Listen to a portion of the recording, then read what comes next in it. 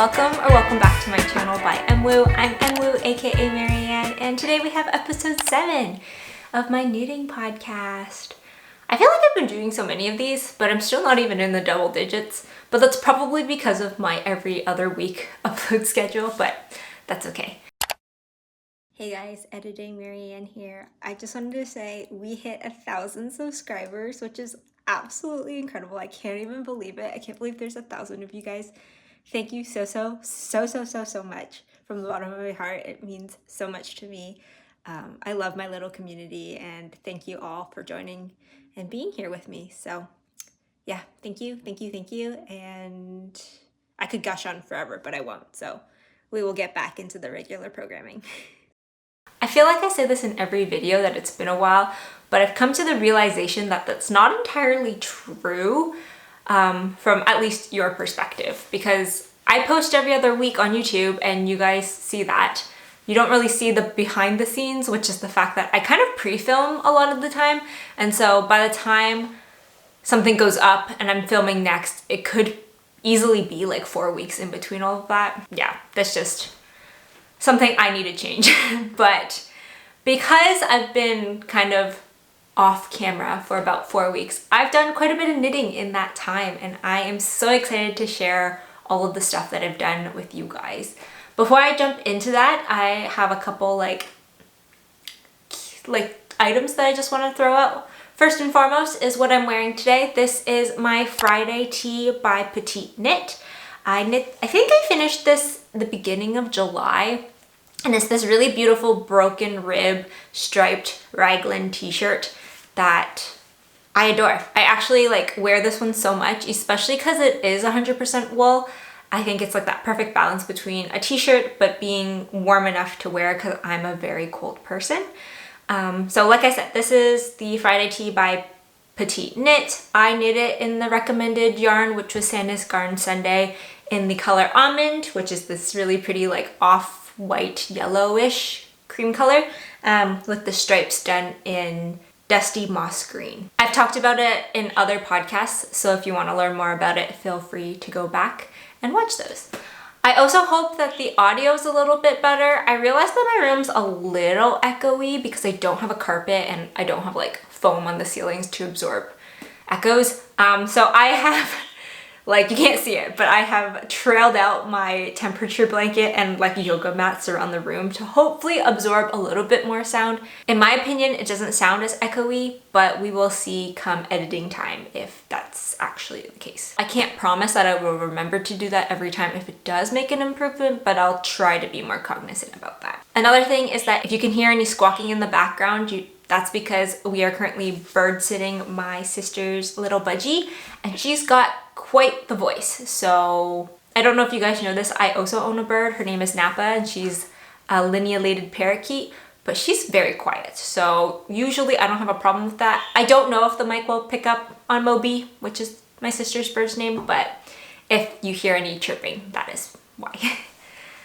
Okay, so as I mentioned, I have been a busy bee for the last 4.5 weeks, and that's because I've been trying to clear off my needles. When I casted off my camisole number 9 back in the beginning of August, I kind of found myself in this lull period between big projects in terms of big garments that I was actively working on. So I was trying to make it a goal to clear off the needles before the fall season hits. That way I can start the fall season fresh and just focus on all of my bigger projects then. And so I have been mildly successful, I think. I've done quite a few things, and we'll just get right on into them. So first thing first is the finished object that I've been mulling over for a while. I'm sure that this is coming as no surprise to you guys, but this is my baby blanket for my manager. I am so happy it's off the needles. I never actually got around to measuring it, so I don't know what size, but it's a decently sized baby blanket now. So this is the Sunny Baby Blanket by Lucy Stickler. If I'm looking down, it's because I have my notes here.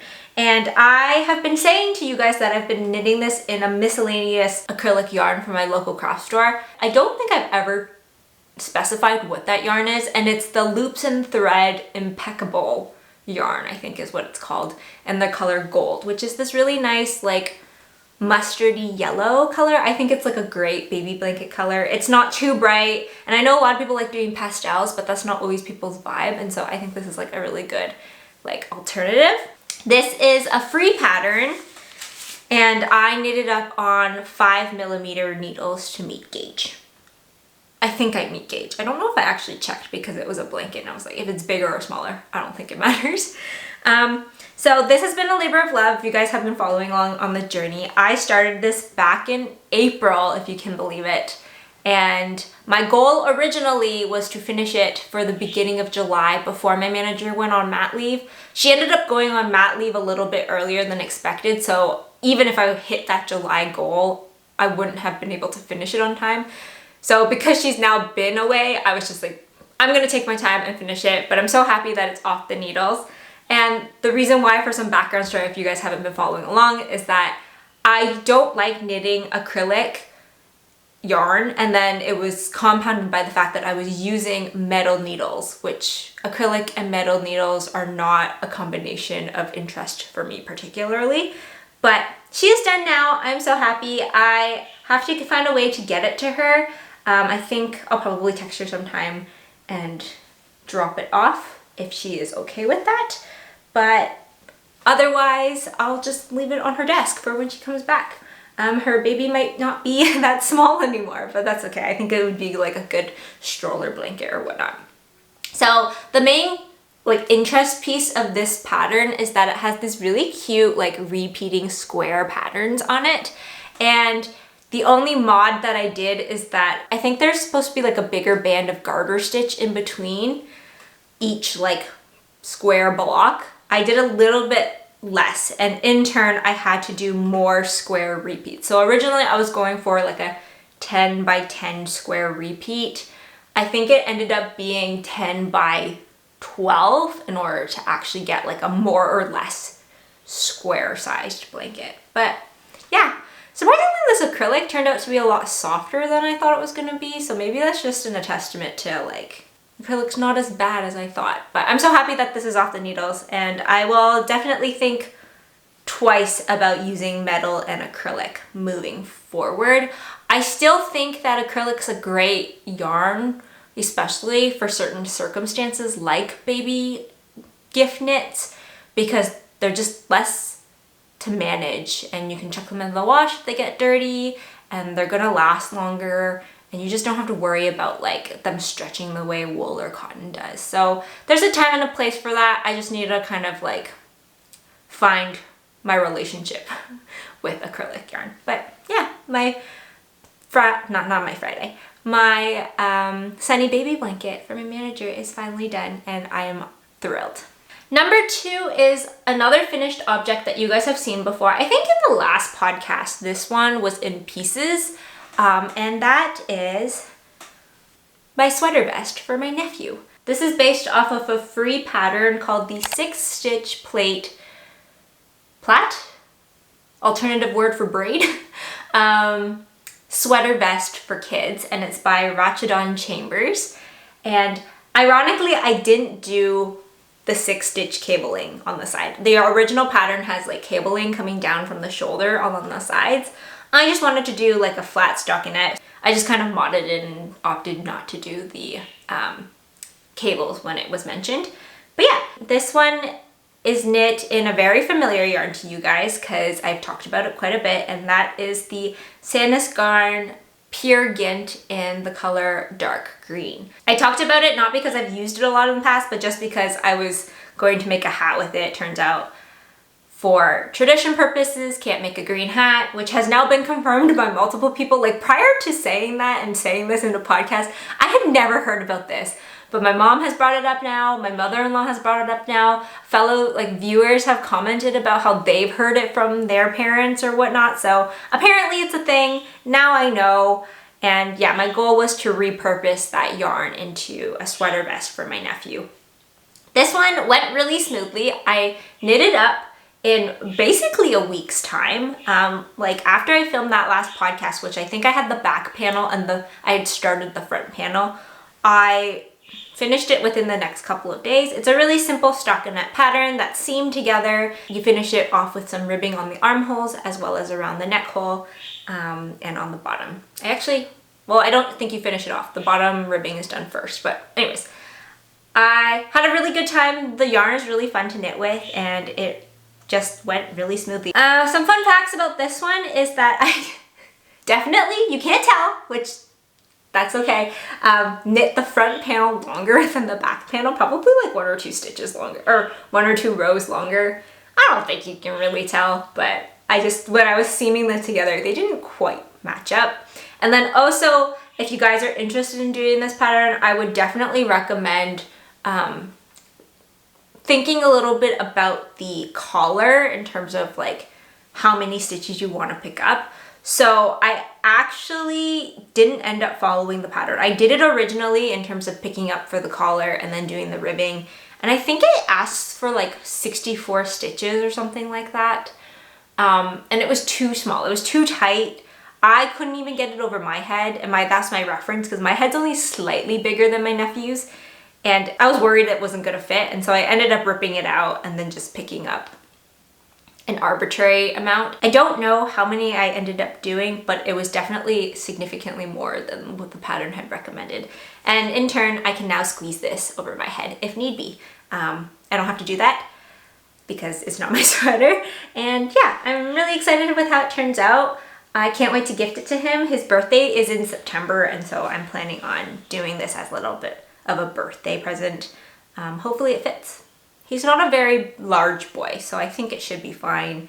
And because it's wool, it has quite a bit of give. A little sweater vest for my nephew, and I'm so happy that this green finally got used because it's a beautiful yarn and it was such a shame that it couldn't be used for what it was supposed to be, but I think it turned out really well for this one.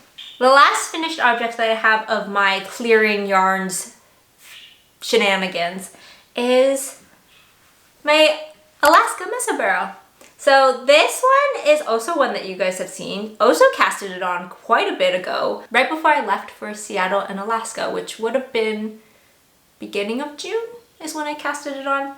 This one I've been calling my Alaska Mesa Barrel because it was the only project that I brought on my Seattle, Alaska trip, and my goal was to finish it on that trip to wear on that trip.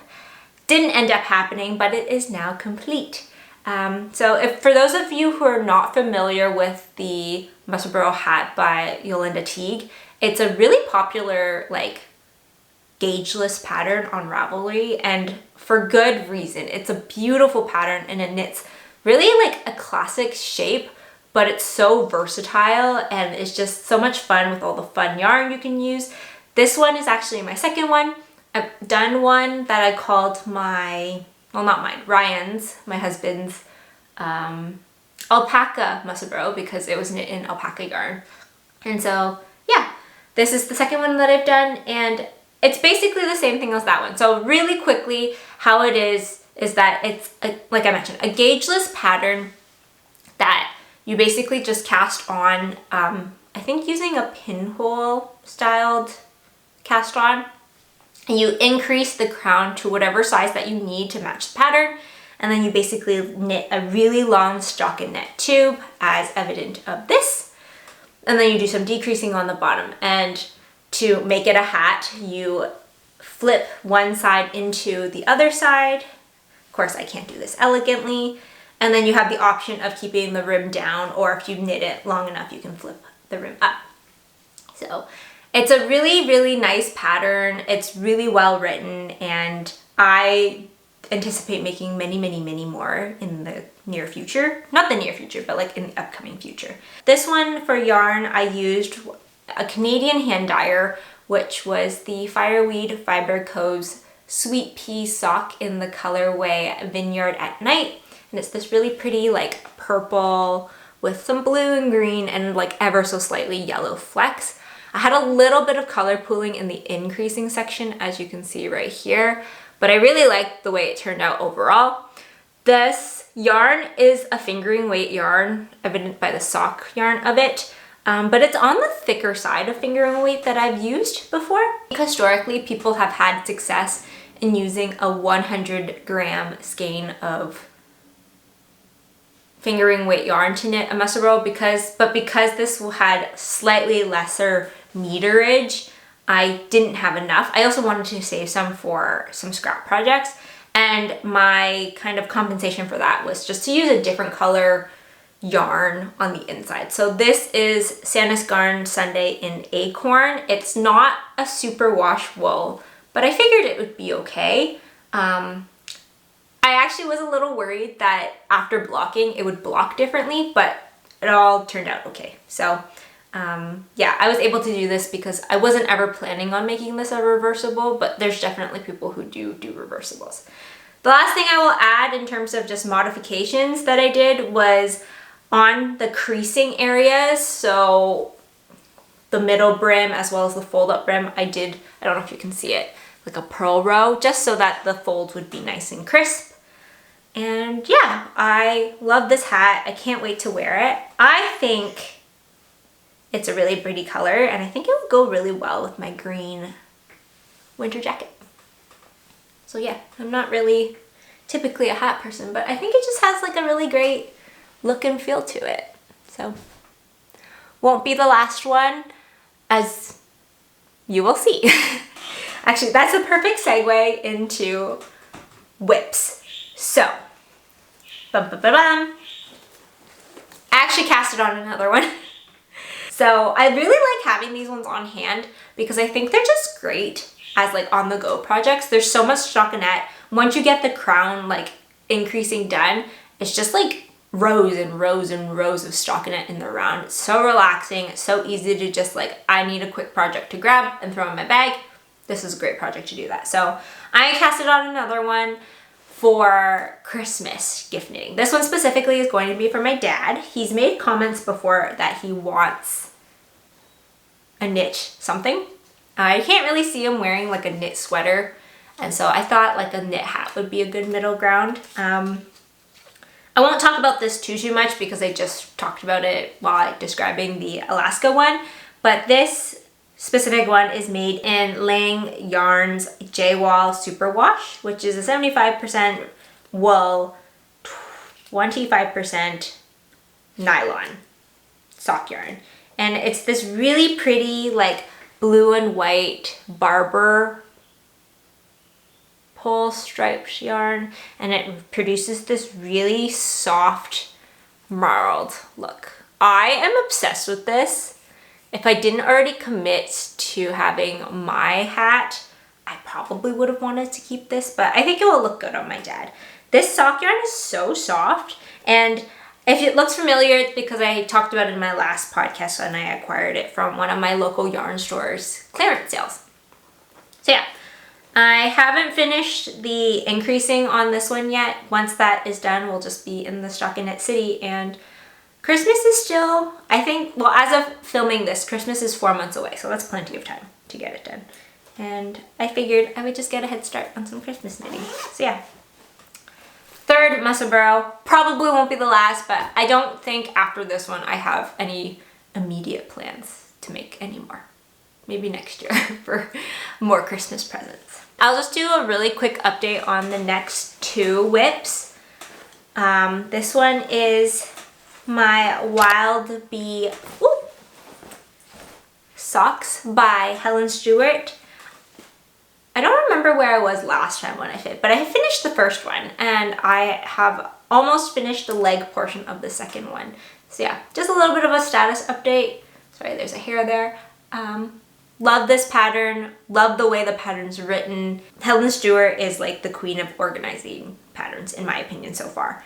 And yeah, it's this really pretty, I think they're supposed to be bees. I made mention that I kind of see them as golden snitches, which is aligned with the colorway that I'm using. So this is the Sweet Sparrows yarns, sock yarn in Butterbeer. So they're like my Harry Potter socks, but not my Harry Potter socks. I don't talk about them too much because they've just kind of been in the background on the go. I really like them. I don't know if I will do too many more cabled socks or lace socks moving forward, or at least I'll have two pairs of socks going because these have been going so slowly for me, given that I can't really just throw them in my bag and bring them around. I know some people can, but when I am working on lace motifs, I really have to sit down and like make sure I'm on the right row for each, like following the chart. Otherwise I mess up and then I get sad.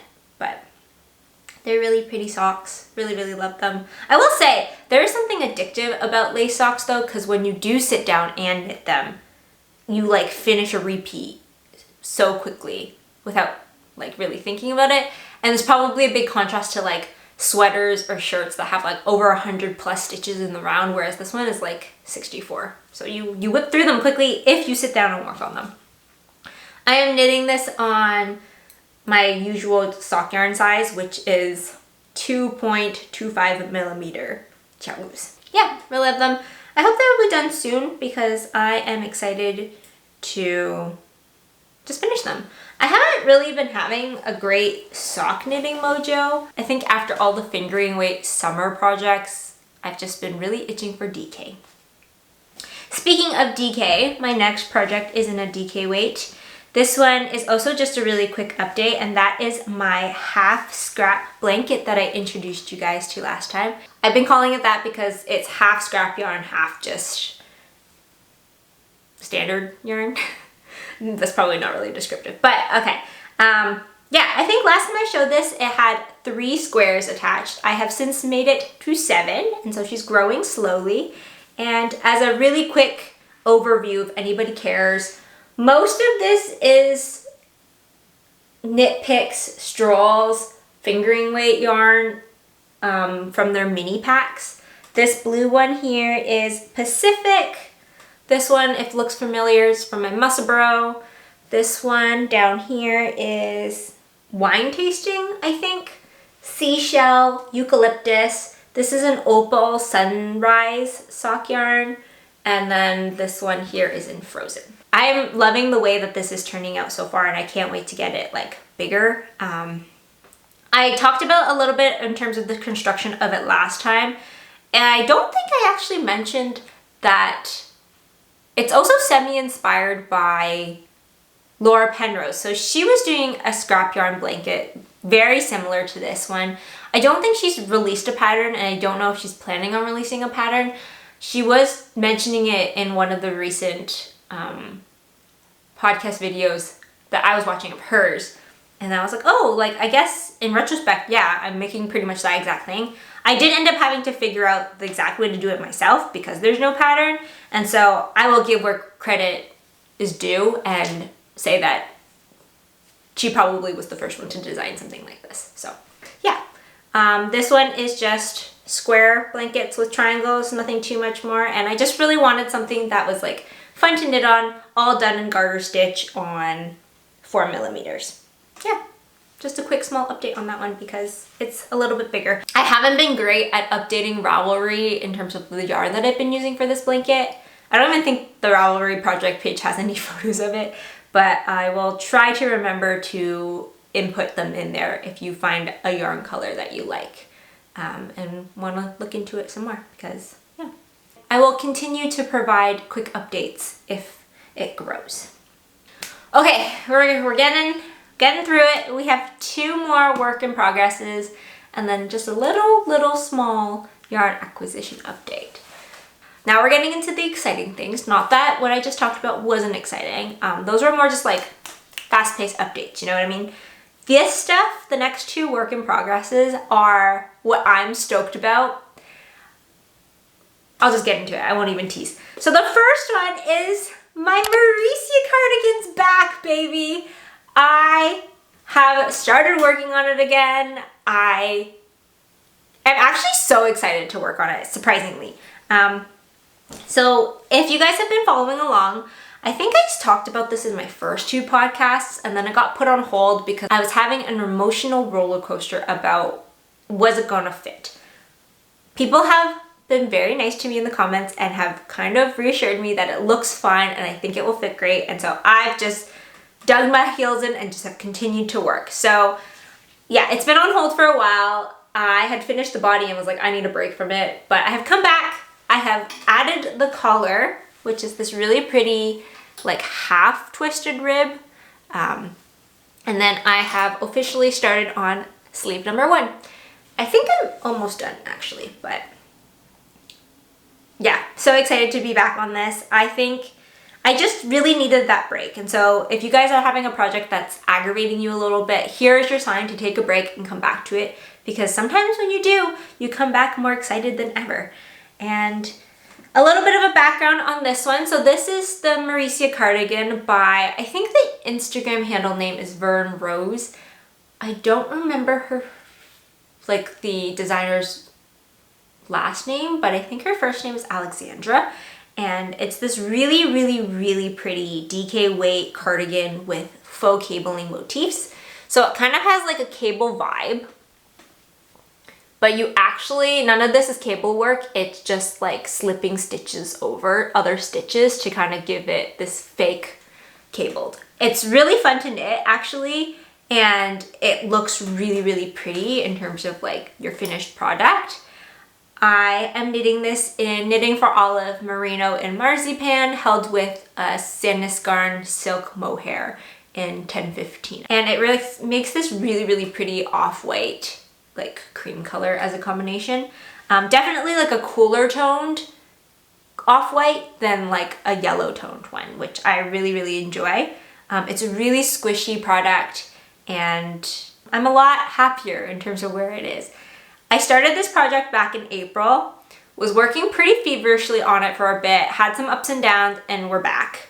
And I am safe to say that I think I will be able to cast this off before fall knits come in full force. I have some quick takeaways from this if any of you guys really care, and that is, 1, in retrospect, I think the needle cable that I was using last time when I was doing it originally was too long, and so I was having a lot of slippage with the stitches, which kind of impacted the knitting experience.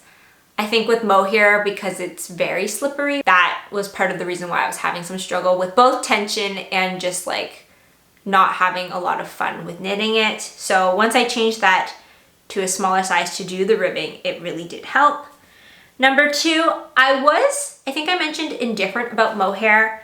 Now coming back to it, I can get behind Mohair. I don't know if I will still go out of my way and use it in a lot of sweaters the way that like some designers imply. Like a lot of knit DK weight projects that I've noticed are all fingering held with a Mohair, and it looks great, and I totally get why, but I think I kind of like the crispness of no Mohair. There's a little, but the fuzz is a style and a vibe that I don't know if I'm always wanting, but after coming back to this, I would definitely use Mohair again, which might be a teaser for the future.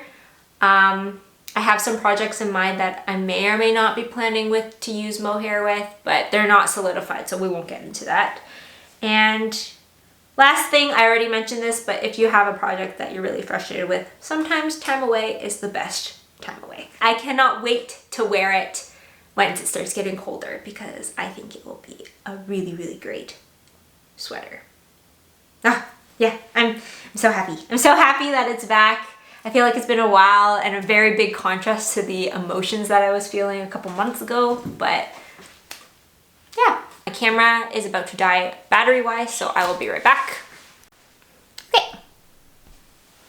Alrighty, so the last work in progress is an exciting one because you guys haven't seen it before, and I am using this as my last hurrah to the summer, and that is the Summer Soufflé top by Laura Penrose. So I saw this pattern months and months ago. I think when I first started knitting, I saw it somewhere, and it has this really beautiful ruffle detailing on the final product, and I fell in love. I don't know why I didn't immediately cast it on. I think it was because it was a t-shirt, and at the time when I was starting, I was just kind of like, I want to do everything, and I ended up doing a cardigan, and anyways, I have now decided to do it. I think what really solidified it was I was watching Chelsea from True Lane. She did one in Brooklyn Tweed's Dapple, and I was like, yes, I need to make that. This is a circular yoke t-shirt that Laura Penrose released last year, I believe. And the suggested yarn is Knitting for Olive's Cotton Merino, which I used for my camisole number 9. And I definitely see it being a great yarn to use for the summer. But because it was held double, I was kind of hesitant in terms of using it because that would make it a little bit more pricey. At least that was why I justified not using that. So I ended up finding the perfect yarn a couple weeks ago when my second local craft store was having a huge clearance sale, and that is the Katia Concepts Cotton Yak, which is a cotton yak wool blend in 60, 10, 30, I think, respectively. And it's a DK weight yarn that feels very similar to the Knitting for Olive Cotton Merino with ever so slightly more give. Probably because it has ever so slightly more protein-based yarn in it, or protein-based materials in it. And I chose it in this really pretty, like dusty rose pink color. I'm in love. Pink is not usually the color that I would go for, but it felt right for this shirt, you know? The color specifically has the code 104, and it's interesting because in the store that I bought it from, it called it terracotta, which I kind of see, but I think terracotta is a little bit more orange toned. And online on Ravelry, when I was making the project page, it said it was called clay, which also don't see that. I don't know. Naming for yarns, as I'm sure with like paint, is an interesting job. The pattern is a really nice pattern. I have had no hiccups with it so far. It's super easy to read, and it's a really interesting one because Laura Penrose designed it with 2 gauges in mind, which I think is genius in terms of giving you more combinations of sizes that you could create. I don't exactly remember the full range, but I think it's pretty size inclusive, and she even gives you a little bit of like detail in terms of if you want to customize the sleeve circumference. Pattern originally is designed to have a pretty tight sleeve circumference, and obviously everybody's body is different, and so she lets you just adjust that if needed. So I've been having a wild time doing this one. It's been coming together relatively quickly. I started it a week and a half ago now, and I split first sleeves already, and I'm just stocking it in the round.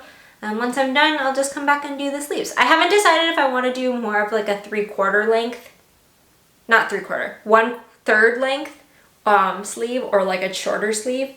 I think I want to go a little bit longer than what I ended up doing on my Friday tee. And I think the Friday tee was supposed to come up to like the elbow crease, but really, really, really enjoying this. I think it's been a great pattern as a summer send-off. I wish I started a little bit earlier so I could wear it more in the summer, but I think given that it's pink, it's coming to the end of the summer, it's kind of like my homage to summer / Barbie, the summer of Barbie. And if and when I go see that movie, which I haven't seen yet, so no spoilers, please, even though I kind of know what happens, I'm going to wear this shirt. Pink is not usually in my repertoire, but after I finish this, I will have a pink shirt to wear to Barbie, even if that means not actually watching Barbie, but just embracing the Barbie-ness that is going around. The last thing I have to add to that is I should probably try it on. I haven't tried it on yet.